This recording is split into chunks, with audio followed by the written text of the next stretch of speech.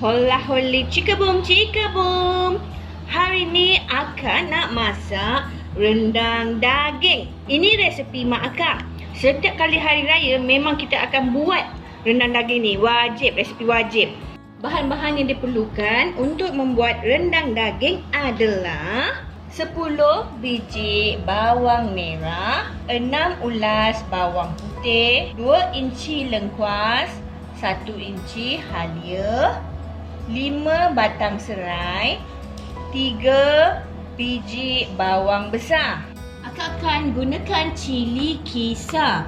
Okay, cili kisar ni boleh campur kalau gunakan cili padi. Okey, ambil segenggam cili padi dan campurkan dengan 1 sendok cili kisar. Tapi akak beli cili kering yang pedas, cili kisar akak tak campurkan dengan cili padi. Okey, jadi akak akan gunakan 2 sendok. Lepas tu kita ada serbuk jintan manis, serbuk jintan putih, kita ada serbuk ketumbar, asam keping, kerisik, santan. Daun-daun tu terpulang, nak letak daun yang aroma dia kuat, akak akan letakkan daun kunyit dan juga daun limau purut. Kat sini akak ada daging batang pinang sebanyak 1 kilogram yang akak dah potong cube macam ni macam tu. Jadi dia tak besar sangat ataupun tak kecil sangat. Kalau kecil sangat nanti daging tu kecut. Satu lagi bahan akak lupa nak tunjuk, gula melaka. Okey, ni optional. Kalau suka letaklah. Akak beli gula melaka ni berketul-ketul. Lepas tu dia cair. Dia agaknya cuaca dekat kampung akak ni panas berdenting-ting-ting. Dia cair. Jadi kalau you all guna gula melaka, gunakan ketul kecil yang bulat tu. So, bahan-bahan dah tersedia.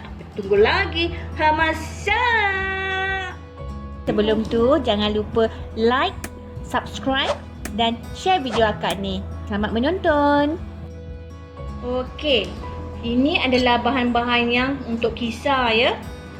Dalam ni ada 10 biji bawang merah, 3 biji bawang besar, 6 ulas bawang putih, ada lengkuas, halia yang tadi akak beritahu awal-awal tu, ada 5 batang serai. Kalau nak kisaran yang halus, potong kecil-kecil je bahan-bahan ni semua supaya pengisar tu dapat kisar dengan elok lah. Okey, kita akan kisar dulu. Okey, mula-mula akak akan tumis 1 biji bawang besar ya. Akak ambil 1 biji bawang besar, akak akan tumis dulu.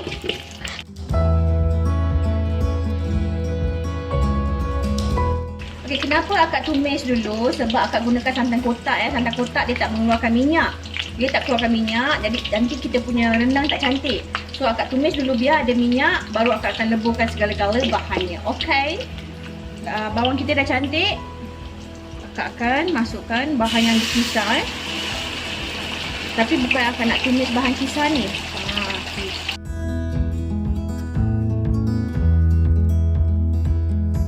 Okey, tak payah tunggu bahan tumisan tu garing ke apa ke kan. Tadi lepas masuk bahan kisar tu, terus je masukkan daging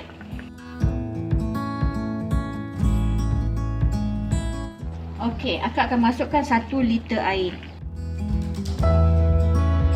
Kalau you all gunakan santan pekat perah, jangan masukkan air, masukkan santan pekat perah tu terus macam akak guna santan kotak, jadi akak masukkan air dulu. Santan tu kemudian. Okay. Terus masukkan macam akak gunakan 2 sendok cili kisar tadi akak cakap tu.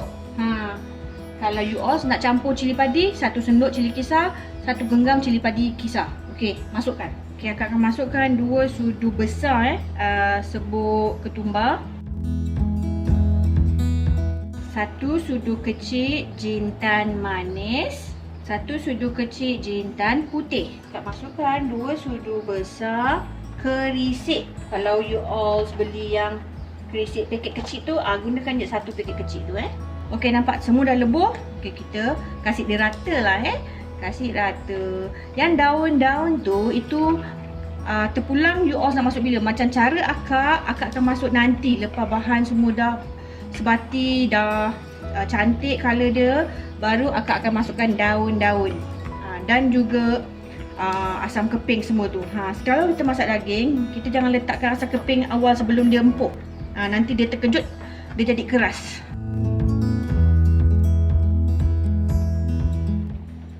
Okey, lepas air dah kering.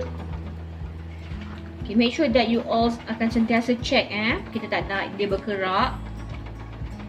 Kalau gunakan daging biasa yang bukan daging pinang, you all boleh masuk dekat dalam pressure cooker dulu, masak kuah, lepas tu baru masukkan daging ke dalam kuah rendang ni.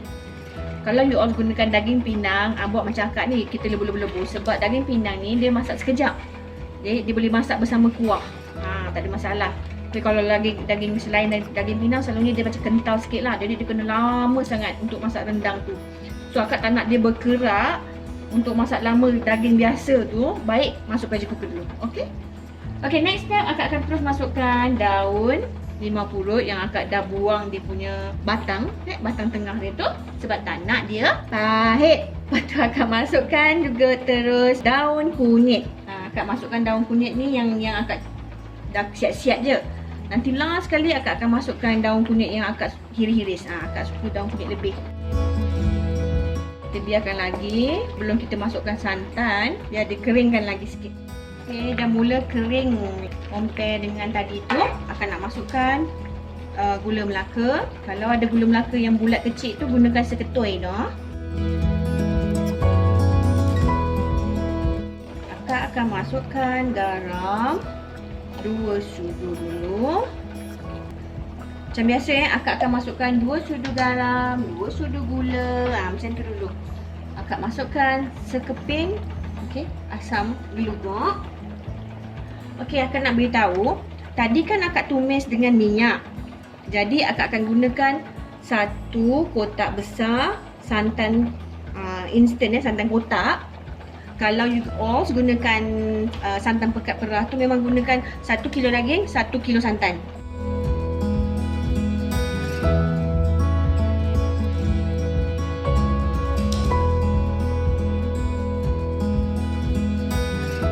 Gaul-gaulkan je, dah kasih rata semua. Kita tunggu sampai kuah kita kering. Sabar ya. Sebab kata orang tahu sabar no. Oh tak, sabar na. Nak cakap utara tak kata. Okey, kita cek rendang kita. Rendang kita dah mula kering. Minyak sudah naik. Dah cantik. Macam akak memang suka berkuah sebab anak akak suka makan dengan nasi. Macam Abang Jamil dia suka makan dengan pulut, dia suka ada kuah. So ni kira dah siap ya. Ni akak tadi kan akak cakap akak just letak 2 sudu gula, 2 sudu garam semua tu.